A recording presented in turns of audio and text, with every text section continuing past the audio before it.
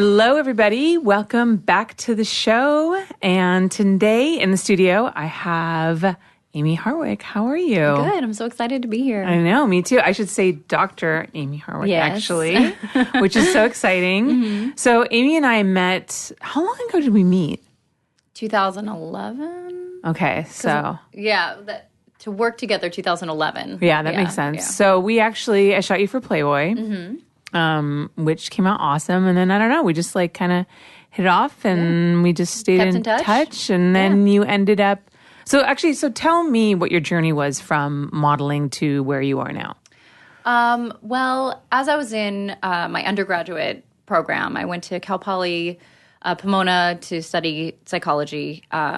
As you're in school, you're doing a variety of different things to get through it. So I was a personal trainer at the time, and I started doing promotional modeling work. I was a Budweiser girl and all that kind of stuff, and then ended up doing some shoots and mostly like the pinup and like fashion type stuff. Mm-hmm. And then over time, I did a little more of that. And I was a professional dancer and a fire eater, kind of like a little bit of everything. Oh, yeah. I remember. Because I remember that you did like the really cool fire eating stuff. Yeah, I still do that now, but not really. Like kind of for fun in the backyard. Yeah, for fun. Just, when you're bored. Yeah. Where's Amie? She's out back eating fire. I showed my partner because he never saw me do that before. I'm like, hey, you want to see me eat some fire? And he's like, what? And I'm like, hey, come here, watch this. He's like, oh my God, that's a great party trick. He didn't know that about you, like at the beginning. No, I feel like if I could eat fire, like I would put that on my Tinder profile. That's what I would tell people when I first met them. That'd be the first thing. Be like, hey, I'm Holly. I eat fire because that's so rare. Like no one eats fire. It's rare, and it's kind of like mind blowing when people judge you as a woman in LA. Yeah. They're like, oh, what do you do for work? It's like,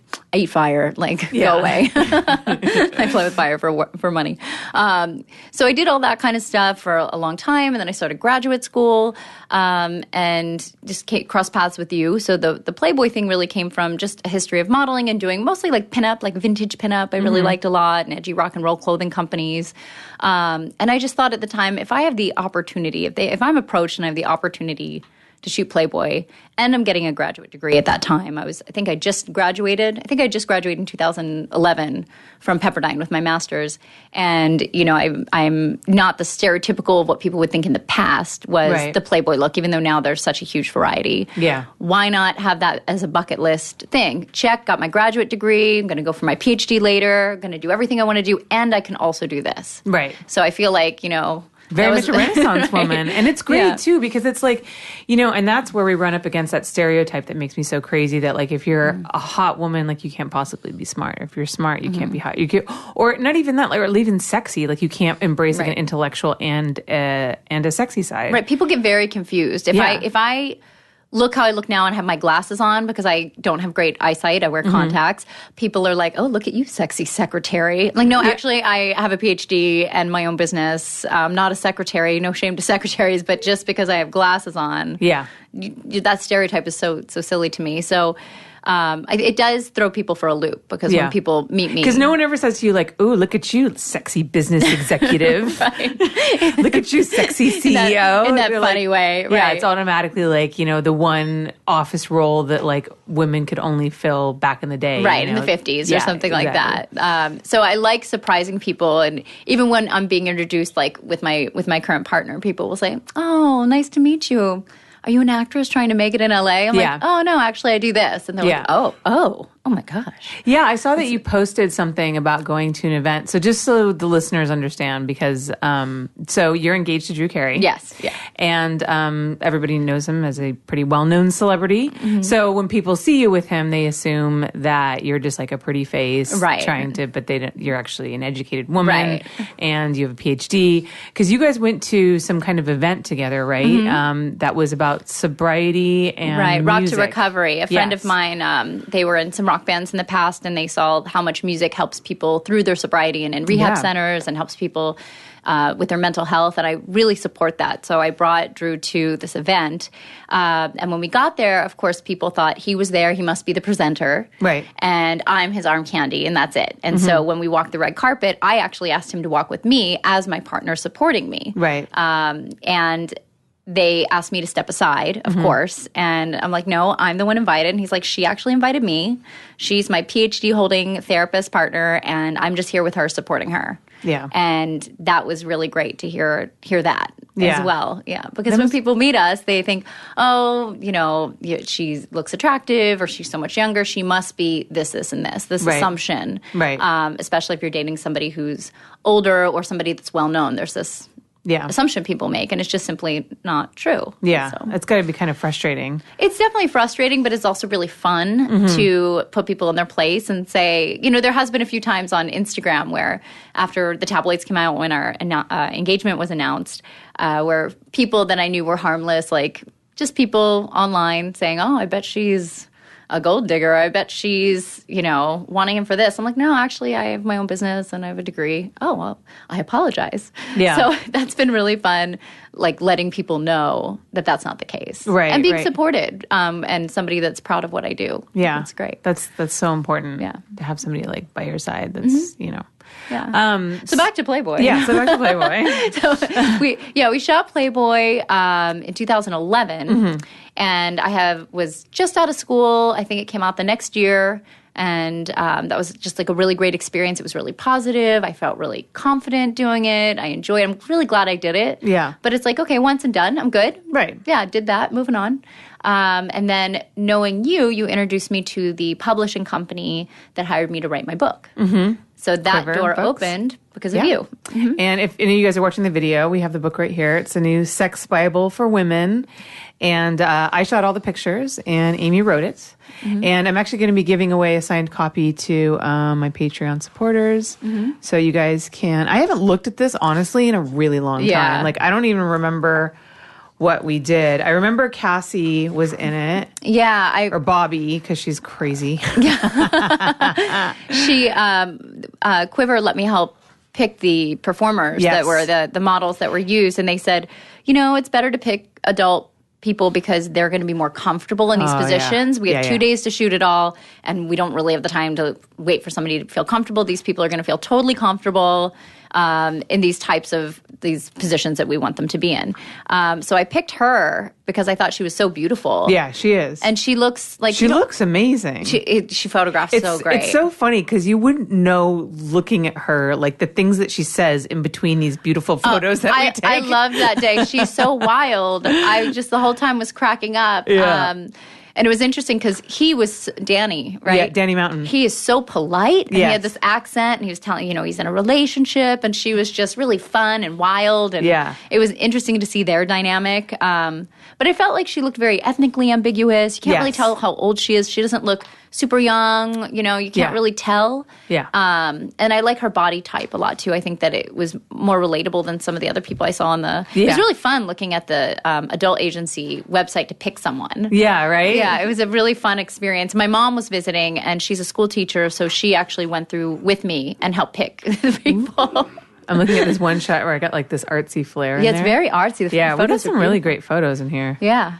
Yeah, I love this. And they just look like really happy and playful. It's I love the photos. It's really a beautiful book. I think this is one of the very last shoots that I did for Quiver, actually, was your book, because I haven't shot for them in years. Yeah, I don't think they're putting a lot of books out now. No. It's just, I haven't seen anything new. Yeah. I don't think they're, the bigger company, they ended up, I think, just publishing other things under the other smaller publishing companies under them, like house stuff and gardening stuff. Yeah, it was funny because I had two experiences of shooting people's like books specifically for them where they came to set, which was you, which was fine, which was great. Yeah.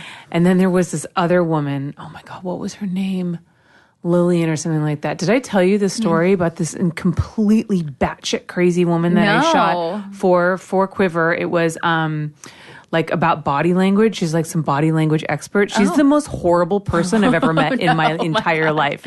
Like it was really, really bad. Like she would sit there and rather than, telling me what she wanted and letting me direct the models, she would be directing the models, which is kind of annoying on one hand. But on the other hand, she wasn't just directing the models. She was yelling at them. She'd be like, no, change that. Don't change your face. You look stupid. You look stupid. You look fat there. God. Don't stand like that. Stand the other way. You look really dumb there. Why are you sitting there like that? I'm like, lady, holy shit.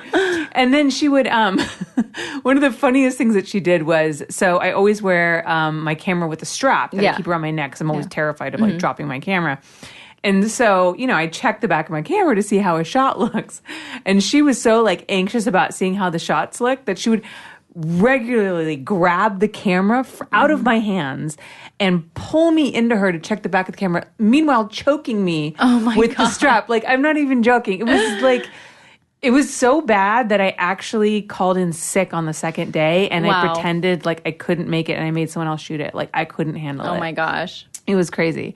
I've never had an experience like that. Yeah, I didn't do that at all, too. I was so amazed watching you with lighting, because you're so good at setting the lighting up to look perfect, and the skin looks perfect. And so I just loved watching you and then watching them, because she was just so, I mean, she flirted with me as soon as she came in. She's like, you're the author? I'm like, oh, hi. What? Okay. Yeah, you're really pretty. But so that was just a fun experience, seeing just how it all kind of happened and how great you were able to get the shots that you needed and picking the outfits and the props. It was fun. It was a great experience. Yeah, and it's a beautiful book. Yeah. It came out amazing. And I think just because she's brunette, people have said, oh, yeah, you look great on the cover of that book. I'm like, I didn't pose in my underwear on the cover of my book I wrote. That's not me. I mean, I'm very flattered, but that's not me. Yeah. Not every brunette girl is the same. Yeah. But yeah. But after that, I've ended up getting licensed in my field, going for my PhD in human sexuality, and just everything else, every other door that opened, like having a book that you've published that's available everywhere just has opened a lot of doors for me. That's amazing. Yeah. That's so incredible. Yeah. So would you say that you concentrate on sex therapy, or do you say it's just a part of your practice? It's really a part of my practice, but most of my clients have something in that bubble that I work with. Don't we all? Well, sexuality is a normal, natural part of being a human. Right. So let's say, I have clients, obviously, male clients that come to see me because they have ED, or they have insecurity in relationships, or maybe somebody that has a fetish that is not really a problem for them, but they don't want to be shamed for it. So I have specifically sexuality-related clients that come in, people with trauma.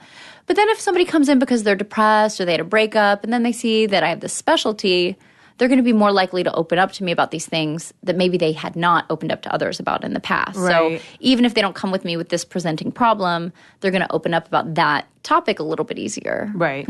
What is the most common case that you think that you see in terms of like issues with sexuality? With men, two things. It's the erectile dysfunction. I'm saying that with quotations because a lot of times they may think it's some type of biological issue, but it's actually a trauma in the past, or maybe they're not attracted to what they're actually engaging in. There's a situation of dissonance where they're in one relationship, but they actually are more interested in another dynamic or style of relationship. And then low self-esteem with dating and sexuality in men, because there's so much pressure for men to be manly and take initiative that if you're not that guy, it can be really hard. So for men, that's what I see the most. For women, I have a few different things. I do work with a lot of sex workers. So people that want to come to somebody that isn't going to shame them for that and work with them with that, and they feel safe and comfortable. I also see men that see a lot of sex workers and want somebody that just understands, so they don't have to explain, well, this is what this means, or this is what seeking arrangements is. And so they know, okay, I can just say what I want to say, and I'm not going to spend an hour explaining what this means. And have a confused therapist then shame them for it. And people in open relationships. I have a lot of couples in open relationships, which are great to work with because they already have a skill set to be in that relationship typically. So their skills are typically a little bit more developed than the monogamous couples I see. Interesting. Interesting. Yeah. So about, oh my gosh, I just completely lost my train of thought. I was going to ask you about, shit. Was it about sex therapy? Yes, it was, and it was about one of the women cases that you were talking about. What women do? Oh God, yeah, with sex workers. Yeah. All right. And when I say sex worker, I'm saying that as an umbrella of anybody that works in the sexuality related industry. Right.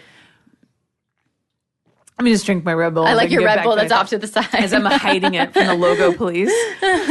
You should just put it in your coffee mug. I know, actually, right? But then I couldn't drink my tasty water.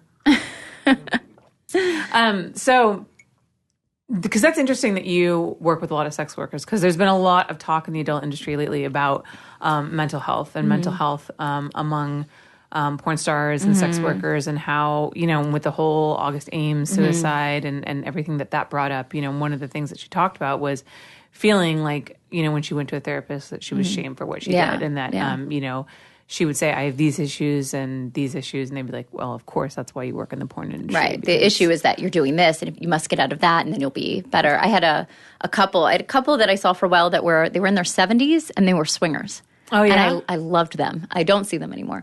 But they told me that the previous therapist they went to go see shamed the wife and said, well, the reason you guys are having this issue is because you're slutty.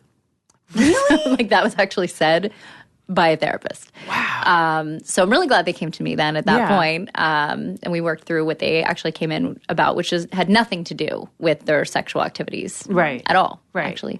But seeing women that work in the sex industry, I hear that a lot, that they've gone to other therapists and just not told them what they did, which this is a big part of their life. And, you have to be honest with your therapist. I mean, I went to therapy for years and totally lied. It didn't get me anywhere.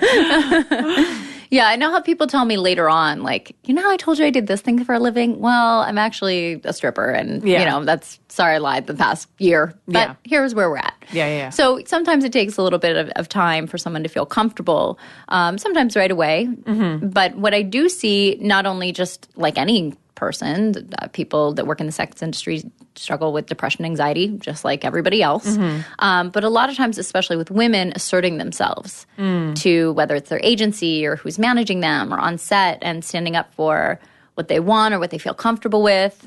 So when I work with them on issues related to being a sex worker or being an adult performer, typically it's about self-assertion, which is something anybody would deal with in the workplace, especially as a woman. Do you think that they are perhaps more susceptible to that because they are, in general, by society, shamed for what they do? Absolutely. And so then, therefore, they feel like they don't have a voice.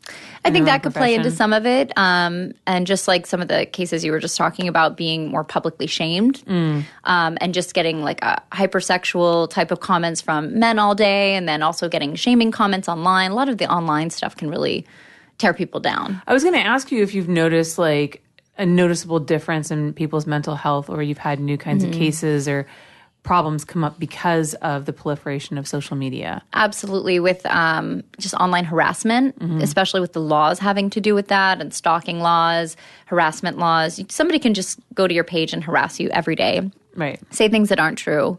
And it's very, very difficult to make that stop or to hold people accountable for it. So it's not like before where people, if they came and knocked on your door and said, you're terrible, you're trespassing. Yeah. Or if people published something in a newspaper about you and you knew who it was, you could, say that this is not true. You can do something about it. There's some responsibility being held there, whereas people online now are just hiding. Right. It's anonymous, and also just online, it's not taken as seriously. Right. So receiving that level of harassment will wear you down over time. And I think people that are out there and publicly in the adult industry, as opposed to sex workers that are maybe not in the public eye, I think those people receive that much more criticism, which will wear you down over time. Yeah. Would you recommend then to people, like, what do you recommend to people when they're dealing with that, to just kind of step away from? Yeah, that's been helpful, but it's tough when your business is driven by promoting yourself. So sometimes it's outsourcing other companies to run accounts for you, so you're not seeing every little thing if it's getting to you. Some people, it doesn't affect them in that same way. Sometimes it's just stepping away a little bit or just being more responsible about social media use, which for everybody, that's an issue. I see that in my non-sex worker clients as well. Yeah. You know, it's funny. I remember, this is kind of random, but I remember watching the South Park once where there was a whole episode about cyberbullying. And basically Cartman goes and he posts these like shirtless pictures of himself or like in his underwear, like from the gym, like online. And then of course, because he's fat and gross and he's Cartman, he gets all these like mean comments. And then PC principal, did you watch South Park? Yeah. Okay. But I haven't for many years, so I don't know if I've seen this one. They've taken on there's a new principal who's very PC, and he makes Butters basically go on through Cartman's social media and delete all the mean comments. Okay. So he can only it's the joke about creating the safe space, right? And I was watching this and I was reading it and I was like laughing at it because it just seemed completely ridiculous. And they have like Steven Seagal on, who's like apparently like a big victim of cyberbullying. I don't know. Anyways, but it did make me think about how maybe for some people, like, because I don't get that much. First of all, I don't get that much negativity because I think I don't put myself out there in a way that like a lot of like the nude models do. Right. So, I don't get that kind of feedback. But I also too don't have like 2 million followers. Right. So But some of these girls, when I've looked at all the comments that they get, you know, and it's like almost uncontrollable, like the thousands of comments. I mean, in an hour. Yeah. And they'll go through and they'll read this stuff, and there's just like all kinds of fucking nonsense. A lot of it's not constructive criticism. Right. A lot of it's just ridiculous. Doesn't make sense. Right. And I just wonder, like, if that maybe isn't something that you could have somebody else do and just like kind of go through every once in a while and just take out the shit that just doesn't need to be there. I don't know. Yeah, I feel. Or is that like being too protective of people? I don't think so. I think that if people, because if you flag a comment, typically it gets taken down. Yeah. So there was a girl. Actually, we probably both. I know you know her. Kim passed away. Yes. A few months ago, and there's like gossip about her online. I've met her a few times. We've hung out with friends just a couple times. She was always very nice to me. Yeah, she was always really sweet. And the comments after she passed away on her Instagram were just awful. Yeah. And, you know, it's so tragic that she passed away, and she was young and she was really sweet. Yeah. Regardless of what she may or may not have been involved in, it doesn't matter. Right. If she was or wasn't, like, who cares? Yeah. But a lot of the comments were these people saying these terrible things about being a whore, or, you know, I'm glad you're dead, things like that. And I just went the next few days, because I have friends that were very good friends with her, and I just took it upon myself, spent an hour or two, and just blocked deleted, flagged every comment that was just so nasty, because somebody passed away. Yeah. So this, you know, it's just the level of disrespect that people have for other human beings is pretty terrible. Yeah. So yeah, you can hire a PR company to do things like that. Yeah. Yeah. It was just, I don't know, it's something I've been thinking about lately. I'm like, you know, is that like kind of, is that like pussing out, you know? I mean, is that but just that's your like, space. Like, you have the right to control that too. Right. Your Instagram isn't a public place. Like, you can make it private. Yeah. Which some people with big accounts do, or you can go through and flag something or hire somebody to do that for, you know, not a lot of money. You know? Yeah. So if you want a safer space, you can create it. But unfortunately, being out there like that puts you in a very vulnerable position. That's something to also just be aware of. This is a vulnerable position, and that can affect you. Yeah. It just seems to be so more intense these days with the internet and with social media. You know, it just seems to kind of never be this never-ending barrage of insanity. Yeah. And I think what becomes more harmful too is, let's say it's a nude model or a webcam model or something like that, where they're at home all day in front of their laptop. Yes. And then they take a break from being on a laptop to being on their phone, and they're taking selfies and promoting themselves that way. And people like that, I've clients like that, they don't leave their house, and they're constantly working. Yep. And they're just in front of a computer and a cell phone. Yeah. So they're only in front of these screens. So if people are talking like that, that's all you hear. Yeah. So when I work with clients like that, I'm like, let's make a self-care plan to get out, go hiking, disconnect from that, spend time with friends, and realize that that's not the whole world. Right. That's just one part of the world, is the online world. Yeah, because it becomes very much kind of like a bubble, and people start to believe that like this is reality, but it's like these are like random people from random parts. You'll never ever meet these people. Right. Like, these people are not like a part of your life. But people take that so incredibly to heart. Right. And the people posting it, I don't think they really realize the effect that it actually has on people. I love Black Mirror. Have you seen Black Mirror? Yes. Okay, there's this, it's not even my favorite episode, but it's the episode with the bees where they go in people's noses. No, I haven't seen that one. Okay. So there's this episode where these robotic bees go up people's noses and eat their brains, kill them. And they find out, spoiler alert, they find out that these bees were actually being programmed by Twitter by people saying death to somebody, which ends up being a fad. Like, you know, just, death to this famous rapper because I don't like him. I'm just going to say this. Well, the more people that tweeted this, the more it became programmed in these robotic bees, and then they killed that person. Right. And so they end up going, these detectives, to figure out who's posting this stuff that they don't realize has the power to end up hurting another person so severely. And it was like a school teacher and all these people that you would never guess would be nasty like that. But that is what it is. It's the normal person sometimes just being nasty. Yeah. And we don't put the personal responsibility on ourselves when we feel it's anonymous. And that's a whole societal and cultural issue, is when we feel that we can be anonymous, we're not held accountable for the harm that we inflict on others. Right, right. What advice would you give to somebody who's interested in getting into sex work, whether or not it be webcamming or modeling or anything like that? Like, as a therapist who's worked how to in front of protect the yourself, camera, right? and, you know, who has experience with people who work in that arena. Yeah. I would say doing a lot of research and just understanding what that means culturally, what the risks are, because a lot of people will get into that work and then end up having an issue later. I've just shot Playboy. That's it. I've never done anything else nude. I did that because I wanted to. I didn't really advertise it, and I'm glad I did it. However, even now, I've had a couple people come and make comments at me. I had a job criticize me for it before, even though it's totally legal to do. Yeah. And it was, how many, 6, 7 years ago. Right. And I've definitely been criticized, and I've had doors close in my face because of just doing the one thing that was, very neutral to me, very bland. It wasn't, hypersexualized. It's so funny because to me, Playboy's like nothing. I'm like, you may as well have just had your clothes on. Like, it's like shooting for Target. Right. That's to me, right, that's for what you. It's well, like. Yeah, I know. I don't your think wheelhouse is a lot bigger. Yeah, that's true. I don't think like most people, but I'm like, it's just Playboy. What's the big fucking deal? Even my parents, when I asked them, I said, I don't want to do it unless my parents say it's okay. My mom did some research. I said, go look on the website, look at the magazines, tell me what you think if it's going to be a problem.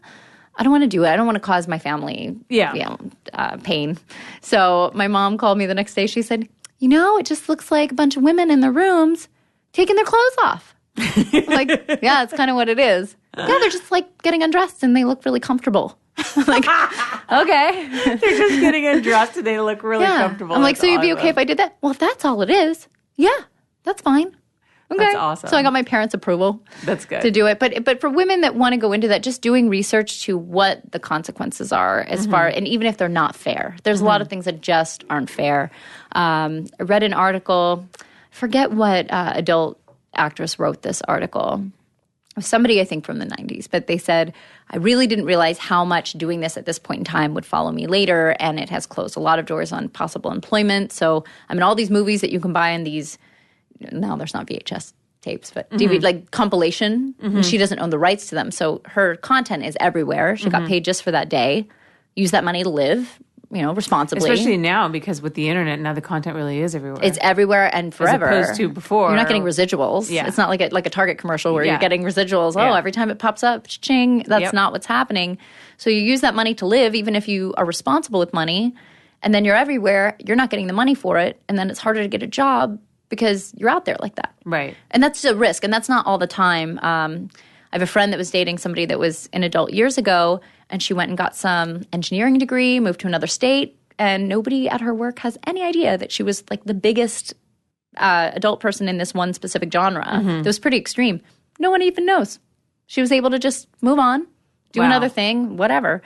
But that's not always the case, and I think that can be problematic. And the criticism for parents that have done it, it's really unfair, and a lot of legal cases where that gets brought up. So it was so interesting. I was talking to somebody. I won't say who she is, but it was really kind of genius. So basically, she was a porn star, and she was married to, and her husband was not in the business, and he wanted to have a kid. And she told him that the only way that she would have a kid is if he also did a porn scene. So in case they ever got divorced, he couldn't hold that against her in a custody battle. Wow! Right? Did he do it with her?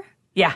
Oh, and then he also, I think, did it with some other people too. Yeah. Like it was a very short right. stint, but I was like, that's kind of genius. But That's also interesting. Creepy in a way, but if it worked for them, Yeah. whatever. Are they still together? Yeah. Oh, yeah. then not a problem. Yeah. Not a problem. And sometimes it's not a problem unless it's a problem. Right. I have one friend recently. She's in her 30s. Her Ivy LaBelle, I think is her actor name. She just popped up last year. And I've known her for a long time. She's in her early 30s, and she's beautiful. And she used to do makeup. And I said, oh, you still doing makeup? I'd love to get your advice on some makeup things. She's like, no, I'm doing porn movies. And I love it. She's like, I did it on sets for 10 years. I thought about it over and over and over again. And I decided to make the leap. And she's like been nominated for awards already. And she like loves it. That's amazing. And she's totally aware of all the risks. And, talk about like somebody who definitely got some training on the ground. I mean, working as a makeup artist in the industry for that long, being exposed to it, she knows everything. She knows, and so she. You hear all the stories from the girls. I mean, makeup artists are like the model's therapists for the first hour and a half that they're in makeup. Yeah, makeup artists know more than like anybody else on set. Yeah, it's amazing. So it's good hearing that too. That there is a stigma of people going into this because they're desperate or because when that's not. That could be the case, just like any other industry, but that's not always the case. And some people do research and decide this is something I'd like to do, and they do it, and that's okay. Yeah, no, I've definitely seen a lot more of that recently. I think as, society is becoming more open to the idea of sex and we're slowly becoming more progressive and it's becoming more mainstream. I'm seeing people that are coming into the industry with a more like business minded idea of like what they're going to do and have a very specific career path and recognize, the social, it's a social risk. Yeah. And that's what to take into consideration because that does wear you down and it can really affect you. However, if you're aware of that social risk, but you also have a good business plan and you're going into it. I think you were on a documentary that discussed that or kind of looked at that, different business plans of different women. Like Hot Girls Wanted. Yeah. And talked about, being your own boss there's a part of that that's very powerful. Yes. And if you plan it out correctly and you know the industry and you know how to make an income and you can manage that, that's great. That's not always the case though, with anything. Right. Yeah, I mean, a lot of the things that get stigmatized about adult industry are also issues that happen in a lot of industries. So... Yeah. I mean, it's a shame, really, about the stigma that surrounds people who work in the sex industry, especially because, porn is something that everybody consumes consistently. Right. Do you ever have patients who have porn addiction problems? They come for that, but it's something that I'm very careful with, just like sex addiction, because that's not a diagnosable term. So a lot of times men will come in and say, my girlfriend says I have a sex addiction. I need to get treated for it. And usually when I dig a little bit and figure out what's going on, it doesn't even meet the criteria for compulsivity. Okay. It's okay, he watches porn here and there, and she doesn't like it. Right. That's not a porn addiction. That's not even addiction. That's not even compulsivity. You're in a relationship and you don't agree on what is okay or you have different values. And that's a relationship problem. What do you think would be the earmarks of somebody who had a porn addiction? Well, we would call it compulsivity. And if they have compulsivity issues, like let's say they are engaging in anything, in this case, watching porn multiple times a day, they're not going to work when they need to go to work, they can't engage in a healthy relationship because of their desire to watch or engage in the things that they're seeing in that specifically. And that does happen. When people oversaturate their minds with a very specific thing that they see in a film, and then they try to replicate it in real life and it doesn't work, and they go back to the film because it's easier. That's a compulsivity problem that they could be having. Okay. But that's definitely not most of the cases that come in that I see.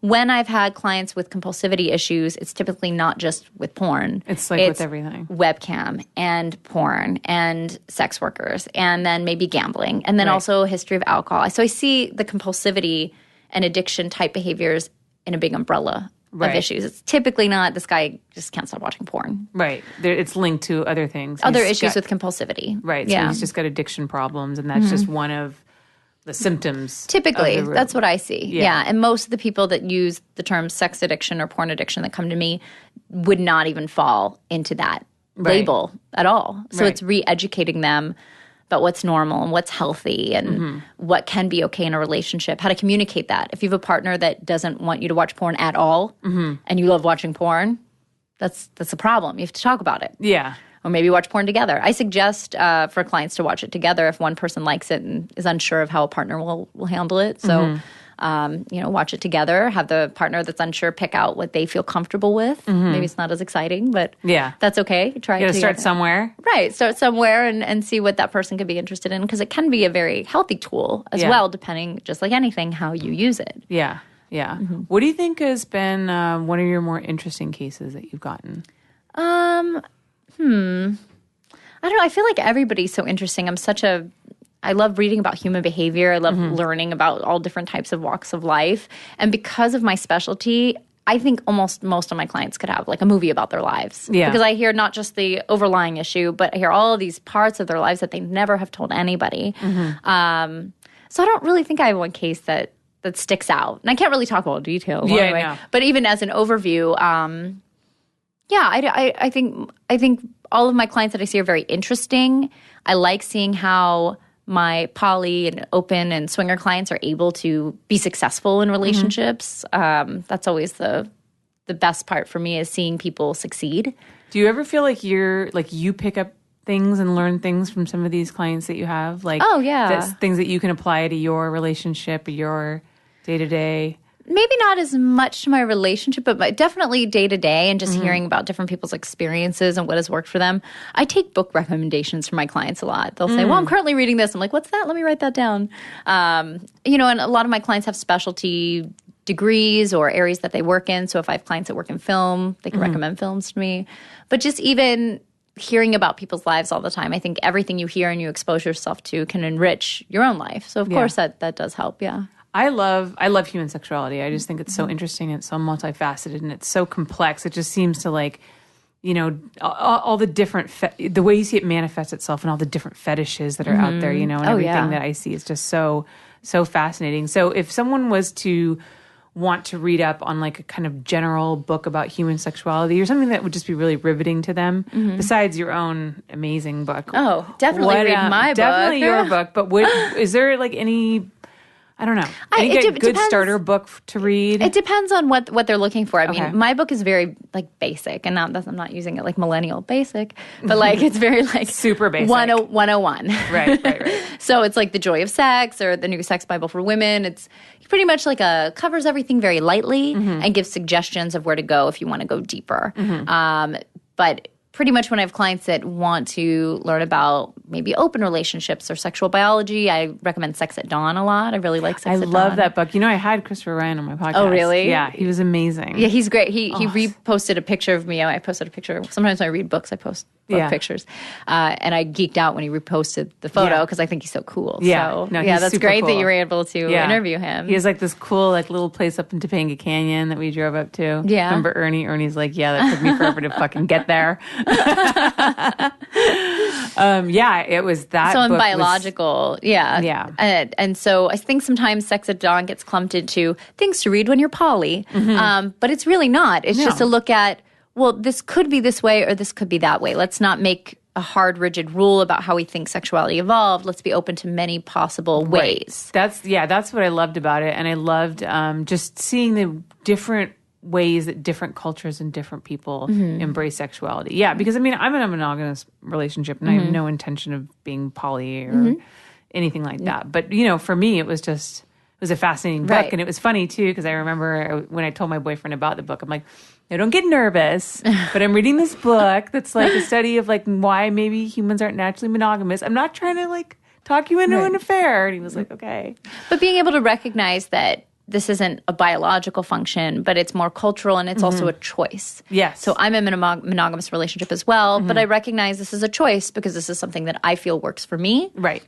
In my life, it works for my partner in his life, and that's okay. But it's just a choice. If you feel like being poly or swinging or whatever it is working for you, then that's great. Yeah. What I really liked about his book was the way that like there was so much about female sexuality that he talked about, which is so much has been so repressed by society for such a long time that like there's so much going on like bubbling, I think, under the surface. I mean, that it's we don't only even know. Recently that we've actually been. It's more in the Western cultures acknowledging that women even have a sexuality. You know, I think that in medical textbooks up until 100, 200 years ago, they wouldn't even put the clitoris in the medical illustrations. Wow. It's like it just didn't exist. It wasn't there. Yeah. And most of that's because they didn't want to look at cadavers. They didn't want to look at women's bodies, the people that were making these illustrations. So a lot was just left out about women, which is such a disservice to women's health, women's reproductive health. Right. Not to have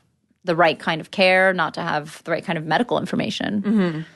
Yeah, I mean, just reading it, even like it almost made me feel like sexually hung up myself, you know, which I like kind of always. But we are in this culture. But then I am in this country, even in Southern California compared to like San Francisco, we're a lot more conservative. Yeah, I practice in West Hollywood, so I practice in a very liberal area, and still people have these conservative or more repressed feelings about their sexuality, what it means, and especially as a woman. Yeah. So I think that we're getting better in our culture. There's more space for those types of things, but we're not there. Yeah. Yeah. So what are you doing these days? Are you mostly like seeing patients and... I have a private practice in West Hollywood, so I see patients full-time, which is great. So I see people like 4 or 5 days a week, pretty long days. Again, some related to sexuality, some not. Depression, anxiety, change of life stuff. And then I write here and there, or I'll get called to consult about articles, jump on podcasts here and there. Yeah. And I have a few other things in the works. I've been like throwing around like some outlines for another book idea, mostly focusing on like sexual responsibility, which I think there's a big lack of information out there about what that means. And whether that's knowledge about sex education or how to set boundaries. It feels like consent is like a big issue right now with the Me Too stuff and all that movement, consent, and also being able to articulate yourself as a woman. You see a lot of stories of women saying, I felt violated and I felt so frozen, I couldn't say something. Yeah.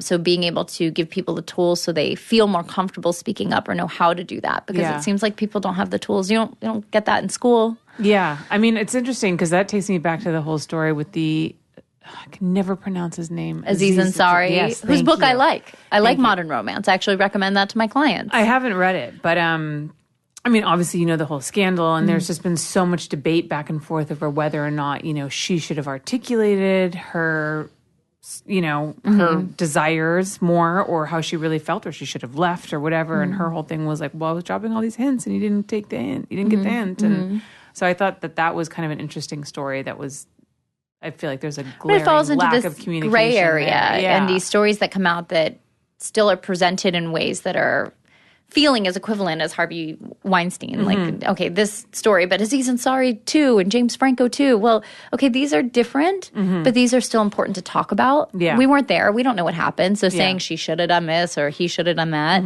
we weren't there. We don't know. Right. But it does raise an important conversation about people articulating themselves, knowing their boundaries. And also for men, I see a lot of male clients and that are single and trying to date and having a hard time dating. And they're like, do I have to have a contract out? Yes, I can touch your breast. Yes, I can kiss you with my tongue. You know, and right now, unfortunately, I think verbalizing as much as possible to protect yourself is important. Yeah. And it sucks that it has to be that way. Yeah. But if you're a male, to protect yourself, you may need to do that. You need to err on the side of caution. Right. And I think that's a good way to think with anything, with dating and sexuality, especially when it's casual. Yes. There's nothing wrong with necessarily taking it a little bit slow. You know? And even if that, let's say you do want to hook up on a first date or just have casual sex, there's no shame in that either. But be aware that if you don't know somebody, you don't know what their background is, if they've had trauma, you don't know what their issues are. So when they're giving you this body language or this hint, you might not pick up on it. So if it's casual, you are taking more of a risk because you don't know them. Right. And that's the iffy part. But it just erring to the side of caution, whether it's taking it slower or also just articulating everything for now. Because you just don't know. Yeah. Yeah. Especially I have guys I see that are young and they're in open relationships and, you know, they have a quantity of sexual encounters, like multiple times a week, meeting people online, and they disclose that they're in an open relationship, they use protection. But for somebody who's not familiar with those lifestyles, they might feel uncomfortable with this and make a complaint against somebody. Right, so just being very cautious. Yeah. I remember it's funny, when I first met my boyfriend, I tried to sleep with him on the first date and he wouldn't let me. He was the one who was like,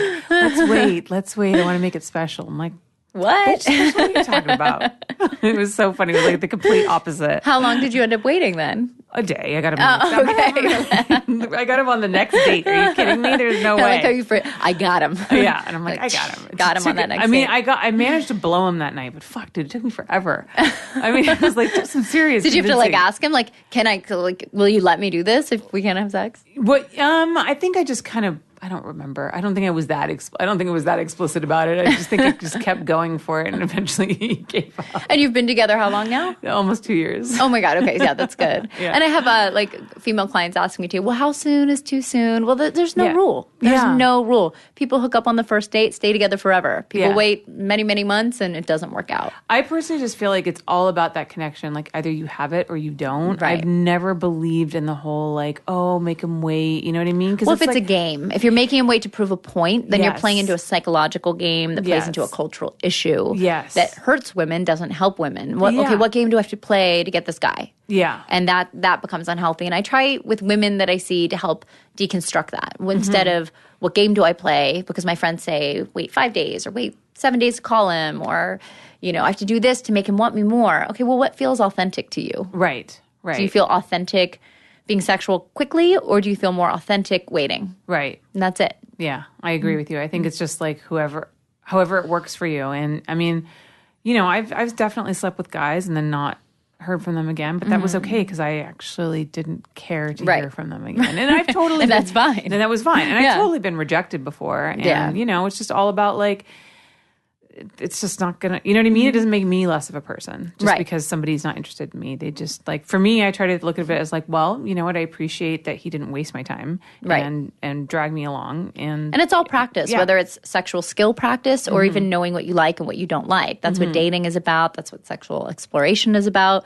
Every time you hook up or you go on a date, you're eliminating what works and what doesn't for another future partner. Right. You're not going to meet the love of your life, your lifelong partner, your first date, the first time you have sex. I mean, you could, but it's very unlikely. Right. So it's all practice. Yeah. Just to make you better and more insightful about yourself. Yeah. When I work with people that have issues with their sexuality or connecting to their sexuality or maybe trying to understand why they don't feel good or do feel good about certain sexual situations, I'll have them make a list of their 3 best and 3 worst sexual experiences, not just like how the sex was, like the penetration or whatever, but what feelings came about it. You know, what factors were then influencing what felt good and what factors were there when it felt bad. Right. And that can give some insight to maybe what's going on with why they're coming to me. Yeah, so because maybe they had some kind of traumatic experience when they were a Could kid. be trauma, or maybe they do realize when I have casual sex I don't feel comfortable, or maybe I realize when I've been drinking and then have sex and wake up and my memory's foggy, I end up feeling very depressed, or you know, just looking at the factors around the discomfort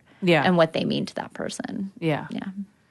Well, thank you so much for coming on, Amie. Yeah, thanks for having me. Good to see you. So, guys, make sure you pick up her book, The New Sex Bible for Women.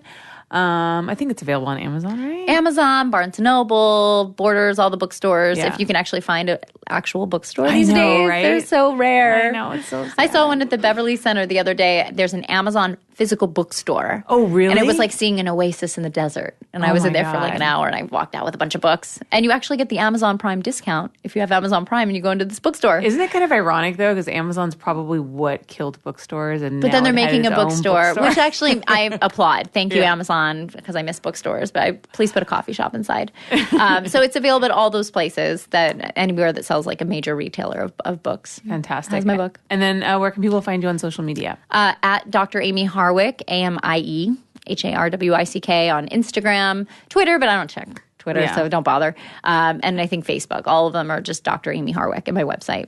Awesome. Yeah. Thank you so much for coming on. Congratulations on your engagement. Thank you. I can't believe I talked a whole hour without mentioning my cat, by the way. That's like monumental to me. So, and I know you're a pet person too. I know. It's a good thing. And we didn't talk about your love of taxidermy either. I know, and I'm getting new stuff too. Yeah. Shit. Have you seen, it's okay, I never go in order on this podcast anyways. Have you seen, you've seen Crap Taxidermy, right? Yeah, the website. It's so good. I bought my friend that book the other day. Yeah, I don't have any like rogue taxidermy or really bad taxidermy pieces, but I am buying from a friend a goat that stands upright. It's on made out of one of those big Barbie doll things that are like 3 feet tall, but it has a goat head, and he's wearing a fancy Victorian outfit with tights. Oh my god! And his name is King Louis. It's like an art taxidermy piece. Oh wow! So I'm getting that. That's coming. And then I also send me a picture of that. It sounds he's so fancy. Creepy. He's so fancy. So the problem is now I live with my partner. I live with my fiance, and that's not his natural thing that he likes. Yeah, how's that been working out for you? He guys? likes pop art and eccentric things, and then I like very macabre things. I'm always like taking him to cemeteries and stuff, which like he actually does enjoy. One of our first few dates, I made him go to Forest Lawn Cemetery in Glendale. Actually has a great art gallery, and they had a David Bowie photography exhibit that has nothing to do with death inside the cemetery. Oh wow! Yeah, so I love cemeteries too. Oh, you have to go to the Forest Lawn one. There's actually a Peanuts, like the cartoon, the Peanuts. Yeah, there's a Peanuts football exhibit inside this art gallery right now in Forest Lawn. Interesting. So, and then I took him to a lecture on cats. And he'll humor me, but he'll actually have a good time. But there's a fine line. Like, he's fine with me having human bones that are old. They're all ethically sourced, all old medical stuff from like the early 1900s. Right. But when anything too macabre, he's like, not in this house. So there's a fine line there. But Has he seen the goat yet? He likes the goat because it's funky. Okay. Anything that's like a little funky, he'll be into. Okay. So he likes the goat. And most of my other stuff he likes. But I have it sectioned. I have it kind of quarantined. And my area. Yeah, you get like instead of a man cave, you get like your woman cave. I do. I have a woman literally cave, actually filled with bones, and I created kind of it like a Victorian like bordello lounge. That's with like a wolf taxidermy head and all these things. And most of the things I found are either for sure ethically sourced. Maybe they died naturally, and then somebody did their thing with them, or they're so old that they would have ended up being trashed. Yeah. So I recently found I was given a bear rug from the early 1900s, and somebody went and cut his paws off after it was made because the paws are very valuable. And so I thought this poor bear was probably killed in the 1800s, made into a bear rug, and then like destroyed by somebody that wanted this valuable part of his body. And he just looks like a mess. And everyone's like, just throw that thing in the trash. I'm like, no. And so I had him restored. I doctored them all up, and so I think sometimes I like rescuing old pieces of art and like taxidermy and preserving them. Yeah, because I think it gives honor, and I think the fascination I have with taxidermy, and I collect a lot of kind of like macabre death stuff, is just a reminder of being alive and showing honor to people that have been alive or things that have had life and have passed. And I like that. So, oh my god, yeah, I like that too. That's a good way. That's a nice way of looking at it. I didn't think about that. Yeah, I don't see it as dark or weird. I see it as a way to honor life. So, but yeah, my section of the house is actually my woman cave is pretty creepy. So I love that. That's so unique. Yeah. Awesome. Well, thank you again for coming on, and everyone, thanks for tuning in. You can follow me on Twitter and Instagram at Holly Randall. And if you want to support this podcast, you can go to patreon.com/HollyRandallUnfiltered. See you guys next week.